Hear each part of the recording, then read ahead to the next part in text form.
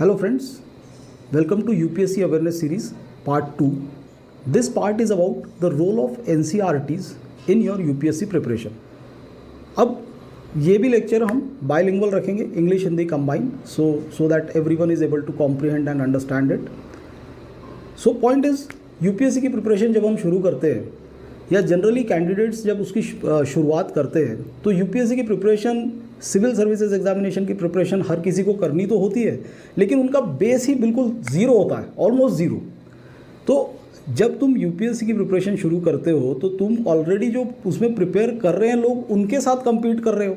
So you have to be at least at par with those people who are already in the race. देखो UPSC में select होने के लिए तुमको अपने लिए वहाँ पर जगह बनानी होती है. तुम्हारे लिए वहाँ कोई जगह खड़ी करके नहीं बैठा है. जब तुम यूपीएससी की इसकी प्रिपरेशन शुरू करते हो तो ऑलरेडी 3-3 साल 4-4 साल से प्रिपेयर किए हुए लोग रहते हैं. तुम्हारे कंपटीशन में सिर्फ वो लोग नहीं रहते जो पहली बार प्रीलिम दे रहे तुम्हारी तरह, उसमें दूसरे भी लोग रहते हैं जो ऑलरेडी 2-2 3-3 मेंस दे चुके हैं, जो इंटरव्यूज़ दे चुके हैं, इवन सिलेक्ट हो चुके हैं. ऐसे भी कैंडिडेट्स ये एग्ज़ाम देते हैं, क्योंकि हर किसी को इस एग्ज़ाम में आईएएस बनना होता है. किसी को इनकम टैक्स सर्विस मिली या रेलवेज़ की सर्विस मिली या दूसरी एलाइड सर्विसेज मिली, वो भी तुम्हारे कंपटीटर्स है. तो जब तुम उसकी प्रिपरेशन की शुरुआत करते हो तुम डायरेक्टली बड़ी बड़ी किताबों से उसकी शुरुआत नहीं कर सकते. So you have to first build your base. अब ये मेरा एक्सपीरियंस रहा है स्टूडेंट्स के बारे में, स्पेशली जो अंडर ग्रेजुएट स्टूडेंट्स होते हैं जिनका ज़्यादा, और जो साइंस या कॉमर्स बैकग्राउंड से रहते हैं. आर्ट्स बैकग्राउंड वालों का थोड़ा बहुत ग्रूमिंग हो जाता है, क्योंकि यूपीएससी के एग्ज़ाम में ज़्यादातर जो टॉपिक्स होते हैं वो आर्ट्स से ही रिलेटेड होते हैं, जैसे कि हिस्ट्री, ज्योग्राफी, पॉलिटी. तो इनका आर्ट्स में थोड़ी बहुत इनकी पढ़ाई होती है. लेकिन एनसीईआरटीज़ जो है वो इस एग्ज़ाम का तुम्हारा फाउंडेशन और बेस क्रिएट करती है. अब जैसे हम इसी चीज़ को जो मैंने ये बात कही है, इसी को हम थोड़ा टॉपिक वाइज एक एनालिसिस करते हैं कि कैसे तुमको वो हेल्प करती है. नाउ हमको ये वीडियो बहुत बड़ा भी नहीं बनाना है, इसलिए हर टॉपिक के बारे में ब्रीफली मैं बात करूँ. अब जैसे हम अगर हिस्ट्री से शुरुआत करें, अब हिस्ट्री की जब पढ़ाई शुरू करते हैं कैंडिडेट्स तो उन्होंने कुछ हिस्ट्री की कुछ चीज़ें करसरी और ऐसी बेसिक लेवल की मालूम. अब जैसे गांधी, नेहरू का नाम तो सुना होगा सबने, लेकिन लॉर्ड माउंटबेटन का नाम किसी को याद नहीं रहता. या who was Lord Mountbatten? He was the last governor general और वॉइस रॉय ऑफ इंडिया, जिसके अंडर में इंडियन इंडिपेंडेंस था. जो इंडियन इंडिपेंडेंस एक्ट या जो माउंटबेटन प्लान जिसने बनाया था, जिसके आधार पर अपना इंडिपेंडेंस एक्ट ब्रिटिश पार्लियामेंट में पास हुआ था, तो उसके बारे में किसी को नहीं पता. तो पॉइंट ये है कि तुम पढ़ाई शुरू करोगे तो तुम कैसे, क्या बड़ी बड़ी किताबों से डायरेक्टली पढ़ाई शुरू करोगे? So that is a wrong way to do that. First you must build your base. तो तुम्हारा बेस यानी जैसे जो एकदम बेसिक लेवल की एनसीईआरटीज़ होती है. अब देखिए एनसीईआरटीज़ पढ़ने में बहुत टाइम भी नहीं लगता है तुमको. उस जैसे now you already at a particular age and at a particular stage of experience, तो तुमको वो पढ़ाई उतना टाइम नहीं लगेगी जब वो 6वीं 7वीं के बच्चे जो उसको जितना टाइम लगाते हैं पढ़ने के लिए, वो जल्दी हो जाएंगी. So you can start with NCERTs, और उसमें एक लिस्ट ऑफ एनसीईआरटी बुक्स है जो पढ़नी है, सारी की सारी नहीं पढ़नी होती है. Now I want go into the details in this presentation कि आपको कौन सी एनसीईआरटीज़ पढ़नी है और कौन सी नहीं पढ़नी है. तो हम यहाँ पर सिर्फ एनसीईआरटीज़ का रिलेवेंस की बात कर रहे हैं. अब तो हिस्ट्री में तुम्हारा बेस कहाँ से तुमको बिल्ड करना है? स्टोन एज से. तो स्टोन एज में कौन से अलग अलग ये थे? Paleolithic age, mesolithic age, neolithic age से लेके अपनी हिस्ट्री शुरू करनी है. एंशियंट इंडियन हिस्ट्री की फिर बाकी की शुरुआत करनी है. ऋग वैदिक पीरियड आएगा, लेटर वैदिक पीरियड आएगा, फिर उसमें एज ऑफ बुद्धा आएगा, देन एडी का पीरियड शुरू होगा जिसमें अपना गुप्ता एज, फिर संगम एज, और कई सारी चीज़ें होते होते फिर मेडिवल इंडिया आएगी. तो अब स्पेशली हिस्ट्री के केस में एंशियंट इंडिया और मेडिवल इंडिया की पढ़ाई के लिए तो एनसीईआरटी की ही किताब मोर देन इनफ है. You don't have to study any bigger books for that. तो you have to keep in mind कि इसमें तुम्हारा एक जनरल अवेयरनेस देखा जाता है, और ये कोई तुम्हारी स्कॉलरली चीज़ें इसमें नहीं देखी जाती. They don't expect you to be a scholar in history. So same is the case with, now this was about history, then we come, after that we come to in history itself, after medieval India we come to the advent of British rule and then the freedom struggle part. So ये सारी चीज़ों का एक और ये brief orientation तुम्हारा NCERT में से अगर पहले हो जाए तो तुम्हारी आगे की पढ़ाई जो है वो बहुत आसान हो जाती है। Now similar is the case with geography. अब मैंने ये देखा है कि कई स्टूडेंट्स यहाँ ज्योग्राफी की पढ़ाई करने, जब हम ज्योग्राफी की सो कॉल्ड पढ़ाई शुरू करते हैं तो उनको यहाँ पे इंडिया में कितने स्टेट्स है ये तक नहीं मालूम होते, कितने स्टेट्स की, हर स्टेट की कैपिटल्स क्या है वो नहीं मालूम, इंडिया में नदियाँ कितनी है, पहाड़ कितने हैं। किसी ने हिमालय का नाम सुना होगा, जनरली वो तो सुना ही होगा सबने, बाकी शिमला और ये सब ऐसी चीज़ें सुनी होती है, लेकिन बाकी की चीज़ें, माउंटेन्स कहाँ है, कौन सी लोकेशंस कहाँ है। एंड माइंड यू, ज्योग्राफी की नॉलेज जो है वो इन जनरल भी बहुत इंपॉर्टेंट है। It is important from international relations point of view, it is even important from history point of view. अब तुमको लोकेशंस की अगर नॉलेज नहीं होगी तो तुम हिस्ट्री जब पढ़ोगे तो उसमें ये रहेगा कि ये यहाँ से फौज आई थी, ये मालवा एरिया में इनकी बड़ा लड़ाई हुई थी, या ये यहाँ पर हुआ था, इन्होंने ये एरिया पे कब्जा किया, तुमको मालूम ही नहीं कि वो एरियाज़ कहाँ पर है। तो तुमको बेसिकली उसका एक विजुअलाइजेशन तो होना चाहिए कि जब तुम हिस्ट्री पढ़ोगे तो ये यहाँ होगा। अब सपोज़ हमारे प्रधानमंत्री कहीं दूसरे देश के दौरे पर गए, किसी सपोज पोलैंड गए या चेकोस्लोवाकिया में कोई मीटिंग हो रही है, तो किसी को मालूम ही नहीं चेकोस्लोवाकिया नाम का कंट्री कहाँ है, ये भी नहीं मालूम होगा कि वो उसका नाम अभी चेक रिपब्लिक हो गया, या और वो उसका लोकेशन क्या है। रशिया यूक्रेन का वॉर चल रहा है लेकिन यूक्रेन कहाँ है पता ही नहीं। तो तुम्हारा एक विजुअलाइजेशन जो होता है वो लोकेशंस का, वो बहुत ज़रूरी है। वो तुम्हारे इन जनरल यूपीएससी की प्रिपरेशन के लिए तो है ही है, इन जनरल भी बहुत ज़रूरी है, even if you are not preparing for UPSC.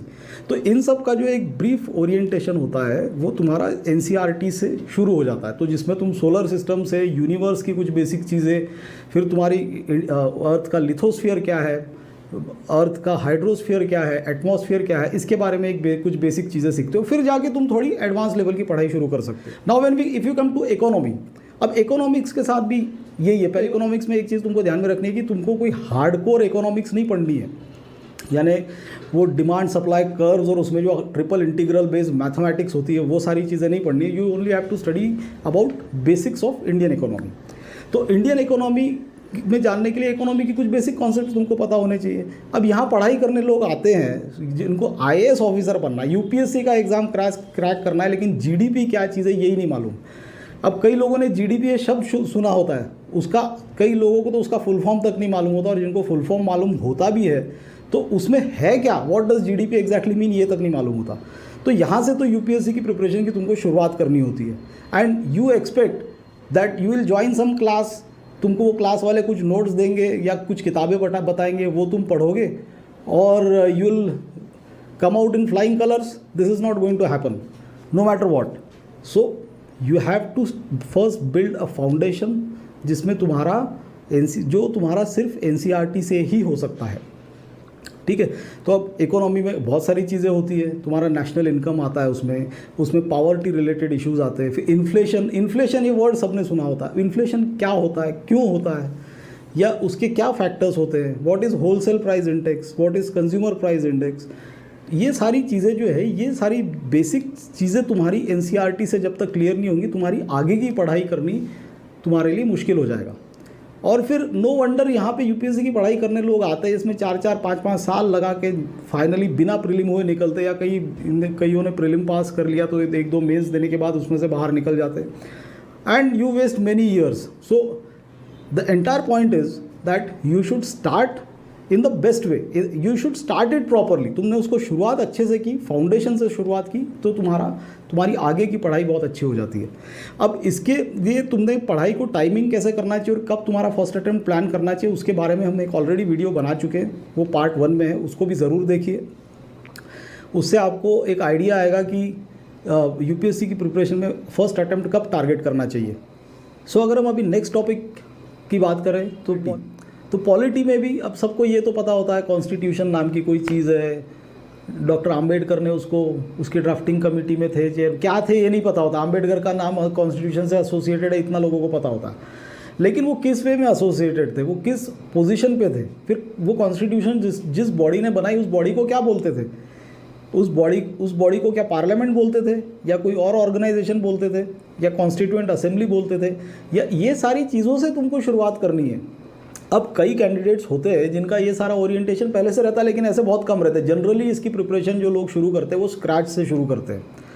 फिर वो किसी भी एज में कोई 25 साल की उम्र में भी शुरू कर रहा है, उसकी भी साथ भी यही इशू होता है, और जो ग्रेजुएशन या अंडर ग्रेजुएशन लेवल के पे शुरू कर रहे हैं उनके साथ भी यही इशू होता है। सो पॉइंट इज तुम्हारा बेस बिल्डिंग ये होना चाहिए। फिर अब इंडिया में कॉन्स्टिट्यूशनल डेवलपमेंट कैसे हुई, यानी इंडिया में जो कॉन्स्टिट्यूएंट असेंबली थी उन्होंने संविधान बना के खड़ी कर दी, तो उससे पहले उससे रिलेटेड चीज़ें क्या थी इंडिया में, क्योंकि इंडिया की एंशिएंट इंडियन हिस्ट्री में कोई डेमोक्रेसी तो थी नहीं। डेमोक्रेटिक इंस्टीट्यूशंस इंडिया में आई कब से, जब से ब्रिटिश रूल आया है। अब वो उन्होंने यहाँ पर ग्रेजुअली डेमोक्रेटिक इंस्टीट्यूशंस बढ़ानी शुरू की है, और फिर उसी के साथ हमारे जो 3 ऑर्गन्स होते हैं, लेजिस्लेचर, जुडिशरी एंड एग्जीक्यूटिव, इनका सेपरेशन धीरे धीरे शुरू हुआ। वो हमने अपने इंडिपेंडेंट इंडिया की कॉन्स्टिट्यूशन में उसको पूरी तरह से सेपरेट कर दिया। वरना पहले क्या होता था, किंग्स के ज़माने में क्या होता था, राजे महाराजाओं के ज़माने में, तो ये लेजिस्लेचर, जुडिशरी और एग्जीक्यूटिव ये सारी एक ही बॉडी में रहते थे। That was the king. वही कानून बनाता था, वही कानून इम्प्लीमेंट करता था, और वही जज का भी काम, जज, jury and executioner, everything was in one office. तो ये डेमोक्रेसीज में नहीं होता। ये सारी चीज़ें तुमको कैसे सीखने को मिलेंगी? तुम डायरेक्टली जाके पॉलिटी के नाम पे डीडी बसु या लक्ष्मीकांत उठा के पढ़ना शुरू करोगे। तो ऐसा नहीं है कि वहाँ से पढ़ के नहीं हो सकता, वो भी हो सकता है, लेकिन तुमने अगर उसका अपना पहले एक बेस बना लिया तो तुमको ही उसका फ़ायदा होगा। फिर वो एनसीईआरटीज़ की किताबें पढ़ने से तुमको इन जनरल भी बहुत सारी चीज़ें पता लगती है। जैसे पॉलिटी के बारे में जब तुम पढ़ोगे, 6वीं क्लास की एनसीईआरटी से पढ़ोगे, तो तुमको इंडिया में कितने गांव हैं, कितने तालुकाज है, इंडिया में कम्युनिटी डेवलपमेंट प्रोग्राम कब शुरू हुआ था, कैसे हुआ था, फिर तो ऐसी धीरे धीरे छोटी मोटी चीज़ें जो तुमको बड़ी किताबों में वैसे भी पढ़ने को नहीं मिलेंगी, तो एक तुम्हारा ग्रूमिंग वहाँ से शुरू होता है। So that is why the role of NCERTs in your preparation is very important, जिसको जनरली लोग इग्नोर करते हैं। ऐसे ही हम अगर नेक्स्ट टॉपिक की बात करें, तो जैसे सपोज अब जैसे 4 इसमें यूपीएससी की प्रिपरेशन में मेन तो 4 ही टॉपिक्स होते हैं, history, geography, polity and economy. इसी में तुम्हारा मेजर सिलेबस कवर होता है, लेकिन उसमें कई सारे दूसरे भी टॉपिक्स होते हैं, जैसे आर्ट एंड कल्चर।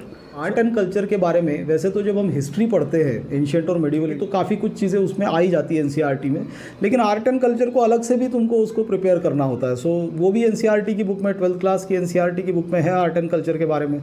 तो उसमें जैसे इंडिया के डांस फॉर्म्स कौन कौन से हैं, इंडिया में किस टाइप की पेंटिंग्स रही है, इंडिया का लिटरेचर कैसा रहा है, किस टाइप की आर्किटेक्चर इंडिया में एंशिएंट टाइम से डेवलप हुई है, फिर वो इस्लामिक पीरियड में उस आर्किटेक्चर में कैसे चेंजेस आए, ब्रिटिश पीरियड में उसी आर्किटेक्चर में कैसे चेंजेस आए, एंशिएंट इंडिया में आर्किटेक्चर कैसा था, आर्ट फॉर्म्स कैसे थे, मूर्ति कला इंडिया में, स्कल्पटिंग वो कहाँ से आई, वो कैसे डेवलप हुई।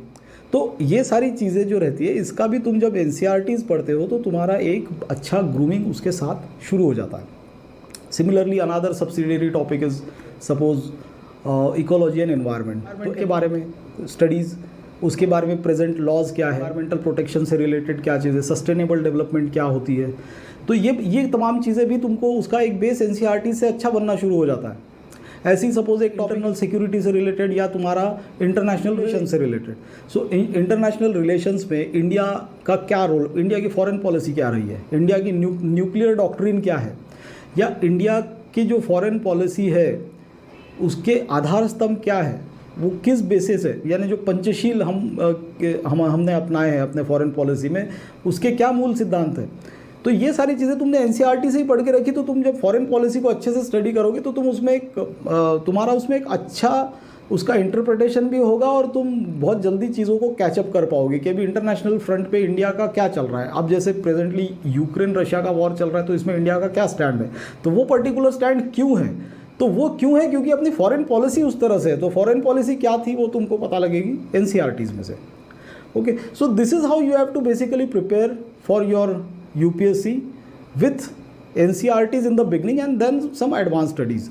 और इसकी प्रिपरेशन के लिए खुद ही मत कीजिए, आप इसको सिस्टमैटिक तरीके से एक टाइम होराइजन देके करिए, कैसे टाइम उस एग्ज़ाम को करना, उसके लिए हमारा पार्ट 1 का वीडियो ज़रूर देखें।